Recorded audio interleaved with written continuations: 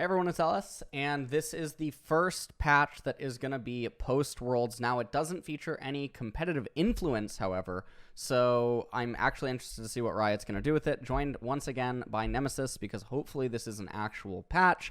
We do have the website back, and so we don't have the scuffed version like we did in the last one, but this is going to be coming at you live after Worlds has already commenced. Actually, I think Worlds is going to be live if you're watching this video, which means I'm going to be live on Twitch. So that'll be nice. Anyways, we're going to get right into it. So, champions. Amumu.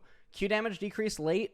Mana cost increased and no longer scales. So, bandage toss 70 to 190 plus 85 or 65% or 85% AP to 70 to 170. So, they're taking 20 off it. And this is his first max, so by rank 3 is losing 10 damage. And the mana cost is going up by a lot. But he doesn't really use this a whole lot inside of the jungle when clearing camps. So he just loses mana on ganks now. So I don't think it's the end of the world on the mana cost part. I mean, I guess he uses it on some of the camps, but I don't think this is really going to do... It doesn't do anything to jungle. This doesn't touch jungle Amumu, but it really hurts support Amumu because he uses Q a lot in lane. Yep, this is just aimed to support Amumu because he has 2 Qs, so I think like 30 mana might be a little bit too little for this spell, and then like the damage loss is also big. Every time supports gets like damage hit, they become much worse. Like Alistar is a prime example of that. So I guess they saw our tier list and they realized he's the only one on A. There it is. Yes, they absolutely saw the tier list. Yep. All right. Well, okay. Darius. W cooldown decreased and no longer scales. So I saw this before we actually started the video, and I just thought, what the hell is this? W is the ability that you max last. So normally, you don't get access to the rank 5 cooldown of 5 seconds until your end stage of the game. Literally level 18. But now you get the old rank 5 at level 1. What? Yep. Darius is going into a quite weird direction, right? Because they nerfed him, then they rebuffed him again, and then now they're buffing him even more. This is a massive buff. I mean, I guess he lost Stridebreaker, but Trinity Force is the item, I think, on him. And also, like, this is above the jungle Darius, too. I think people shouldn't... I mean, it's so big. It's so... Just getting 2 seconds shaved off an ability that you never put points into, it's so big.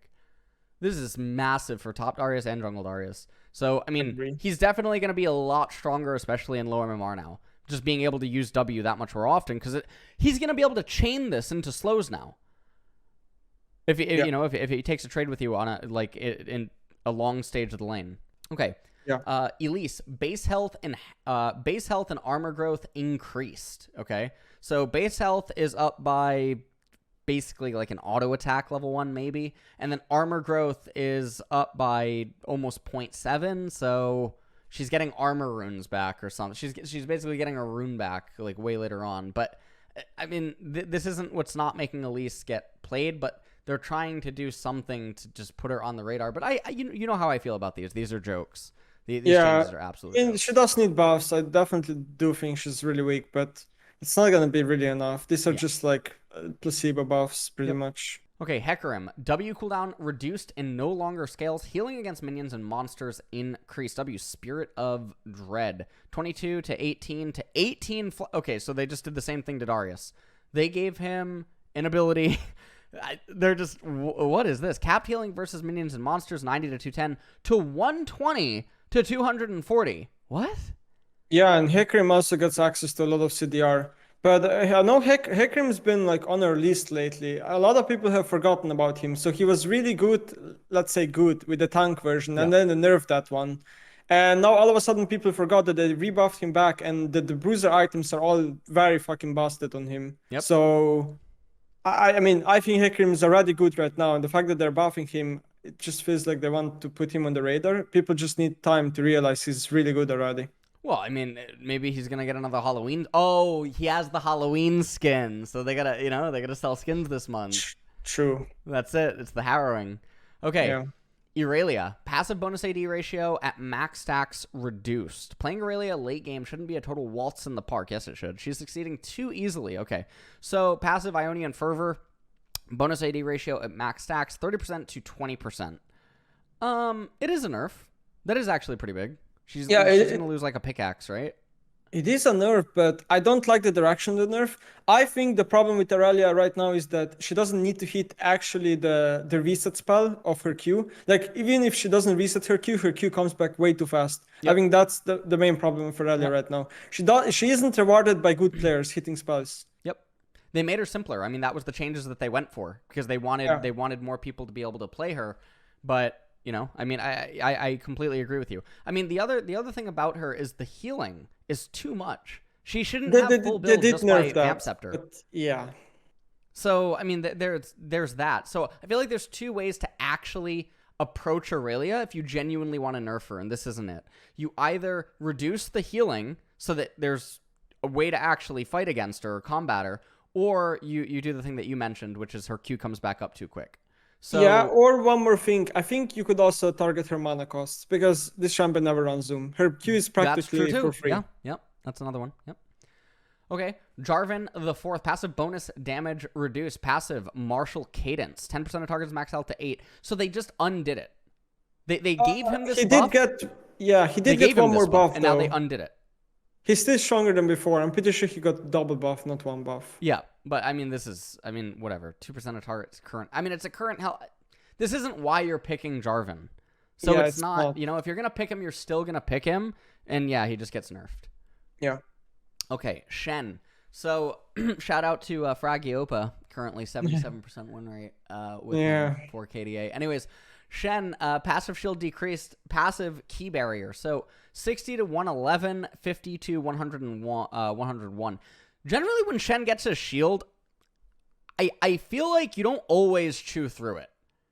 You know what I mean? And because the bonus health isn't really there, the instances in mid and late game where people do chew through it, 10 HP, 10 shield is not going to matter. It's just early game. Right. It's early game, and very rarely does it absorb the entirety of the damage that's coming into him early game when you cast it in response.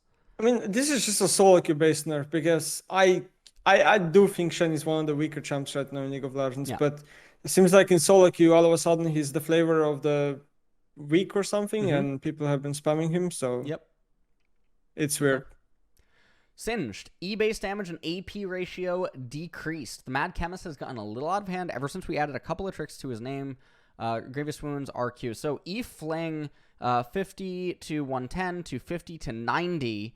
And, I mean, that's not the end of the world. Damage ratio, 75% AP to 60% AP, but he doesn't get a whole lot of AP. So he is losing some... So this is the funny thing. Now the Grievous Wounds damage that his R would be applying, depending on what champion is actually hitting, Singed might actually just be dealing less damage than before. Yeah, it's strange. I mean, Singed is just like a solo queue cheese. Maybe people are like running Predator now, and they're catching people off guard. Also, his utility is really strong, but... Yeah. I don't know. Is this really the direction you nerf him? I'm not sure. Honestly, it doesn't really feel like it does anything. Yeah. Okay. Taliyah. Q damage to monsters hit by subsequent stones reduced. Q threaded volley, 80% to 75%. So this is only jungle, right? This is not support or mid lane. Monsters. Yep. So, I mean, I guess, again, solo queue based nerf. Yep. Totally solo queue. Udyr. Arcone damage is okay. Tank Phoenix Udyr was a menace in pro earlier this season thanks to items like Turbo Chem Tank. Meta changed quite a bit since then, and it's left him in a pretty sad state. We're reverting the 11-12 nerf on his art. I let him spread his wings once again. So what I think that this means is even though Turbo Chem Tank and all that other stuff changed, this will probably just make him come back in solo queue. I'm thinking if there was another nerf he received because I can't really. So here's the thing, Udyr literally just pile drives the assassins that are running rampant right now in solo queue. He just annihilates them. He has the point and click, which is what assassins hate, right? He has the point and click stun, which is why Pantheon's really good against them, which is like one of the points that you can mention there. He has the point and click stun, and he has turtle stance. So he's really, really well matched up right now, I think, in terms of what the meta champions in solo queue are right now. So I think Udyr's fantastic. I'm not sure myself, because I know he got a lot of items nerfed, and I don't think he's gonna have the same impact as he did before, because people also got used to playing against him a little bit more. But I do agree that he should be naturally good against assassins. So I guess we'll see how it goes. I'm unsure about it. Okay, so unfortunately, the website is scuffed. Something went wrong on Imperial Mandate, so it is going to be an item change. And let me read off what Imperial Mandate. So Imperial Mandate is an item change that's right here, but it's not currently on the website. Imperial Mandate hasn't been a strong choice for most Enchanter supports, and I guess they waited because of Nami. But anyways, 36 to 60 based on level to 45 to 75 based on level. So they are buffing Imperial Mandate, and that is the only item buff that is actually going on. So I don't think that's going to do anything. People are... That's a buff only to like specific champions, maybe very like Bart, specific champions. Nami, Yep. Maokai supports, Yep. maybe. Exactly. Okay. So, jungle changes. Smite healing based on max health reduced. Gromp and Ancient Krug base AD decrease. Smite. So, healing based on max health, 15 to 10. And then jungle camps. Gromp base AD is down by 4. Ancient Krug base AD is also down by 4. So, you just take less damage. Okay, whatever. What? I mean, I do like the direction. I think Smite does heal way too much. Junglers can be like 1% HP and then they Smite and they're all of a sudden almost full. But this, I guess, just helps good players. Like when they're good at kiting and everything, they're gonna come out with more HP, I believe. They're definitely gonna do that. I like the change. And then there's a bunch of bug fixes. So let's take a look at Gangplank. And he's not here. Again. So Gangplank still avoiding the bugs. The bug fix. So Gangplank's still going to be in a really fine spot. And, okay, that is actually very good. And Vex gets a bug fix here. And, okay, so upcoming skins and chromas, unfortunately, we don't have access to the images. Does seem like Morgana is getting a Prestige Edition skin. You always have to get that. Nami is getting a Bewitching skin just in time for Worlds, I guess, so maybe that was intentional. Poppy's getting a Bewitching skin. Syndra, that's probably going to be really cool. She probably has pumpkins. And then Bewitching Fiora, I expect to see her at Worlds as well. Me and Nemesis had her on the Worlds tier list. You guys can see that video on, obviously, my main channel, or maybe you already saw it on Twitter. And then chromas for a lot of these skins as well. So I expect to see almost all of these champions at Worlds, which that's kind of cool. So we get, but there's why is there no male champion getting a Halloween skin? Yeah. What's going on here? You know where I'm taking my money.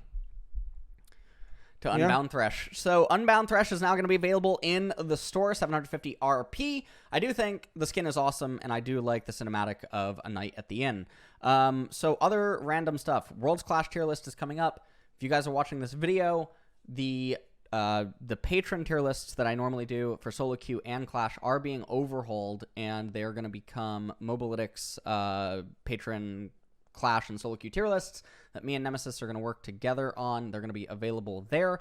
Also, anyone who is a patron of the second tier or higher gets access to Mobalytics Premium once that is going to go live later inside of the week. So thanks to Mobalytics for that. And then that is that's going to do it for the patch here.